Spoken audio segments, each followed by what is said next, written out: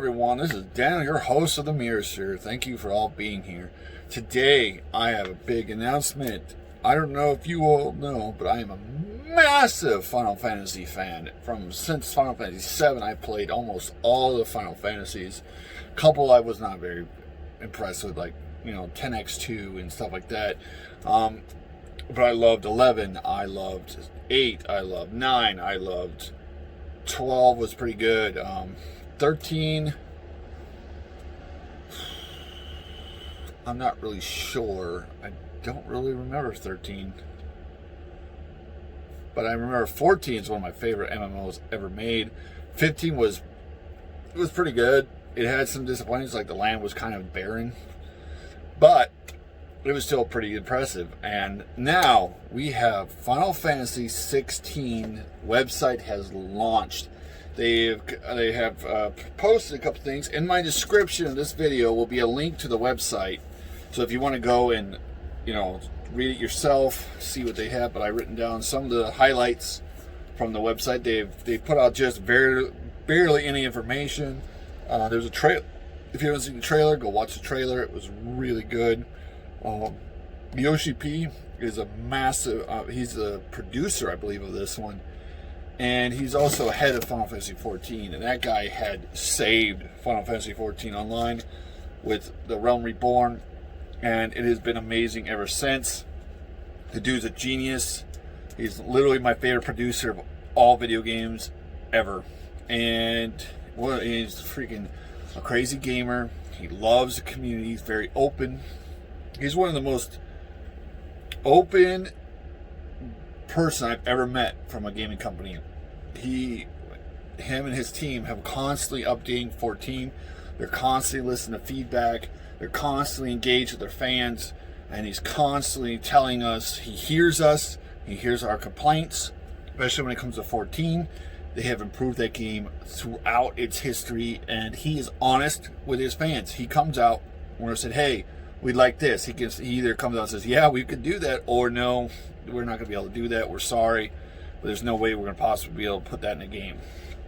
We love him for it. 14 community loves Yoshi P. And a lot of the Square Enix community hopes he is in charge of their next games. And the man is worked to death probably, but I'm sure he loves his job. And today, there's also a community, a little message from the game developer team. So if you want to go read that, please click on the link to the thing, or just go look it up. It's just Final Fantasy 16 website. And yeah, so here we go. The world is called, I'm probably not going to pronounce this right, but it's called Philistia, something like that.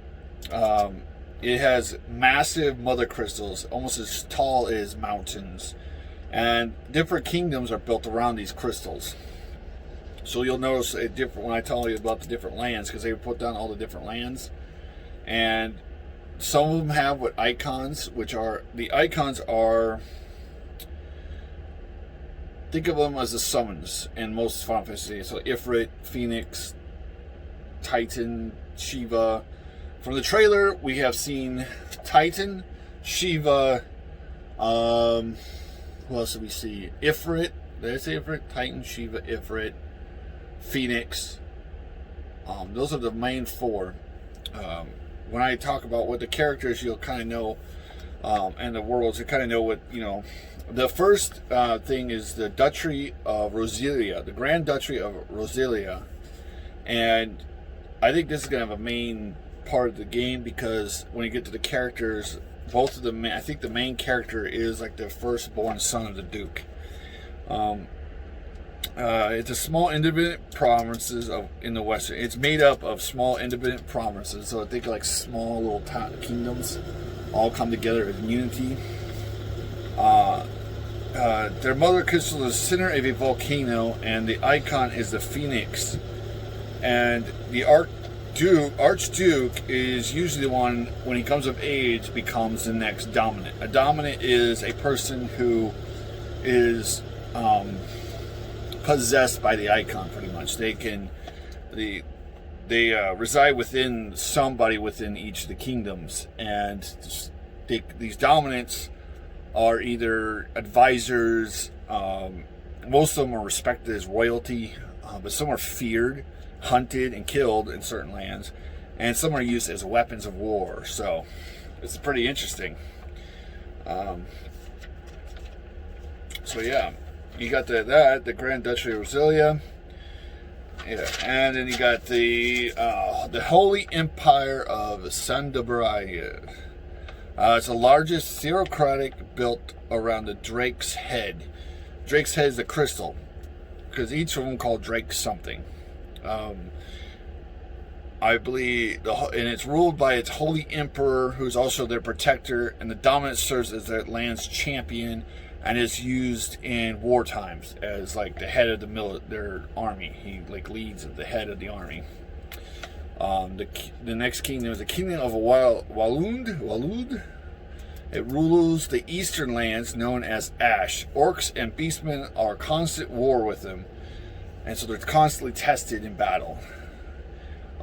Their crystal known as Drake's Spine, and is under a new king. They just got a new king, and he is unifying them to go against other countries. He's starting to, because there's a problem in the world that a blight has been spreading, and the crystals are needed to stop the blight.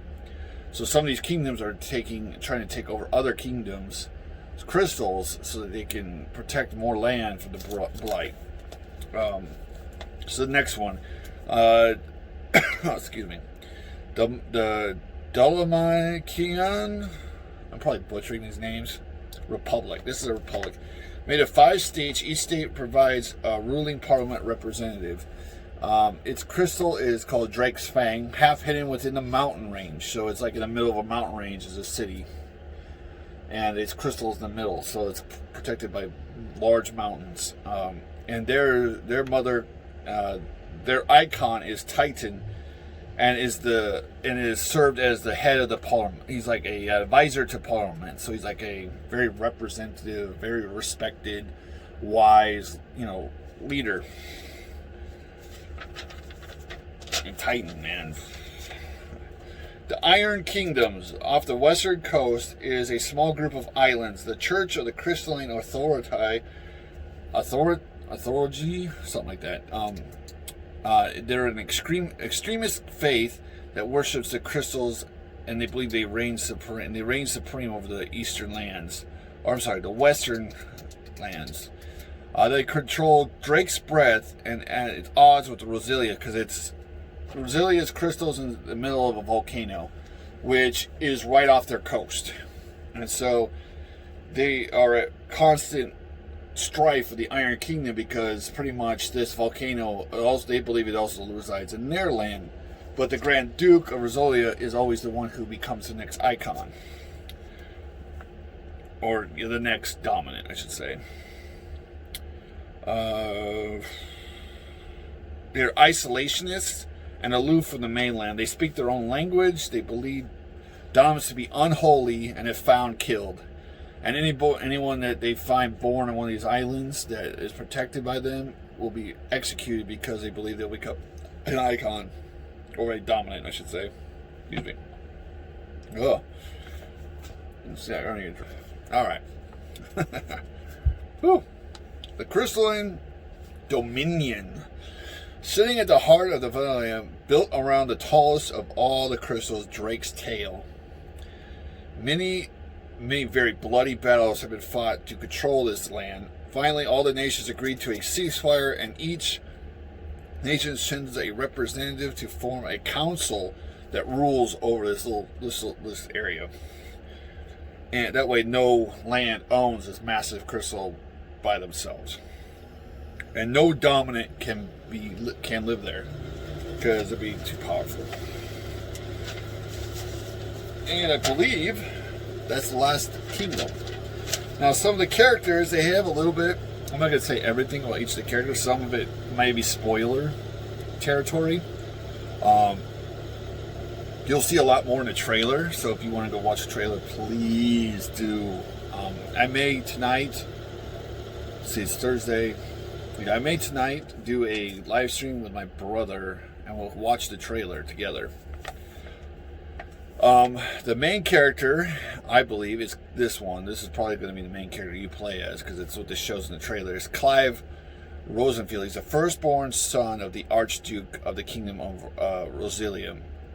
He did not become the dominant, though. His younger brother does. And so he, since he doesn't become the dominant, he decides to focus on sword fighting and become a sword master. And by the age of 15, it explains that he wins a massive tournament, and he is named First Shield of Rosalia, and he becomes the protector of his younger brother, who is the dominant. Pretty much his job. He also is gifted with a little bit of the dominant's power, so he is able to access some of the icon's fire inner powers, so he can throw flame balls and stuff like that. This helps him be able to protect the dominant as his, like, a guard. Joshua, the younger brother, becomes the dominant of the Phoenix is dominant. So what we saw from the trailer, I will say a little bit, is that he loves his little brother and he wants to protect him. And it looks like in the trailer they're attacked by the Empire, the Empire. And something happens, the Phoenix is released. In the description of the character, it also explains that Ifrit appears, something happens, and now he wants revenge. What that is, I don't know, but from the trailer, one of the guards sees Ifrit appear, and he says, oh my god, another fire. Because I guess there's only supposed to be one icon for each element, and Phoenix is the fire one. So Ifrit is something else, and I don't know what that is and who that is. He wants revenge. A revenge against who? I don't know. So that gets me really curious. I know. I love Final Fantasy. I love talking about the lore and what could happen. And in the trailer, they're hunting Sheba, and they're trying to find Sheba's dominant. Not him himself, but something is happening where another guard is talking about it's their duty to hunt and only to kill the dominant and only the dominant. And he's touching a scar that is right down his face. So I'm wondering what is happening. It seems that they're at war now with whoever rules Sheba. Excuse me. Who that is, I don't know, because it doesn't say who has Sheba in the kingdoms. The Empire, it says, believes that their icon is the one true God. So I don't know if they have Sheba or if they have something else. So it's pretty interesting. You do see Titan. They have Titan rises, and they go, oh my god, that's an icon? No, that's a fucking mountain. Oh man, I'm excited. I really am. I'm looking forward to seeing more about that. I don't even the only problem is I'm not very happy with PlayStation. And if it's only coming out for PlayStation 5, PS5, I don't know. I'm getting me a computer, and I plan on only getting me a computer. So, see, this is the problem with PlayStation bending the knee to terrorists. I don't know. I might have to borrow one from a friend or something, or just to play this game. So, I don't know. Or my brother will get one, and we'll play it together. But man, and then there's one female character they released, is Jill Warlock. It says she is born from the fallen northern lands, so I'm guessing the northern lands fell at some point. And during the Battle of War, she was taken to Rosalia and raised beside the Duke's sons. Who she is or what she does, I'm not sure. I didn't really... The picture that they have on the website, I can't tell if that's the woman in the trailer or not. Because the woman in the trailer looks a lot older. So, not sure. I don't know. We'll see. It does sound like there's a lot of tragic things that happen. And this game looks beautiful. The trailer looks amazing. But trailers can also be used to betray their honest. But I do have faith in Yoshi P. I don't think he's gonna betray us. Shows a trailer that has nothing to do with the actual game, like Anthem did. So I really hope this is a great game. I'm looking forward to seeing what 16 is going to be like, and where Yoshi P is going to do next, because the man is a genius at storytelling, and 14 is one of the greatest stories of all time with video games. If you have never played Final Fantasy 14, if you just play it for a while, just do it for the story, you'll be really impressed. Some of the expansions aren't as good as the other ones, but Shadowlands, the latest expansion for Final Fantasy 14, the story was fantastic. It really brought the story up to a new level, and I can't wait. I gotta get back into it so I can finish that story when the expansion time's done. I'm gonna get back into it, finish all the story up till the end, and I'm looking forward to whatever's coming next for that game. And definitely now that I'm going to be working from home with a good computer and get better internet, I will be really hooking up with 14 again and really playing that game, because I cannot wait to. I'll be doing streams on that game. When my computer's all done and stuff, I'll be streaming Final Fantasy 14. I have a really high level character, but I plan on restarting a new character just for my stream so I can play with everyone at the very beginning, start up all new. Which is scary because my main character is like 20 jobs. Tons of his jobs are already done. Almost all of his DPS is fully done, and I'm like really crazy by starting over. And ooh, that's a lot of work. If anybody's ever gotten to the end of Final Fantasy 14 and got all their jobs up and got everything, and got all their cheating, got tons of mounts, they're gonna be like, "Damn, dude, you're crazy." But I want to play a character from start to finish on a stream. So that's my plan. Anyways, thank you for being here. Be good to each other. Stay safe. Stay healthy. I hope you enjoyed this video. Please go check out the website. Read it. Look at it. It looks fucking awesome. The characters look great. Watch the trailer. I'll see you next time on the Mirror Sphere.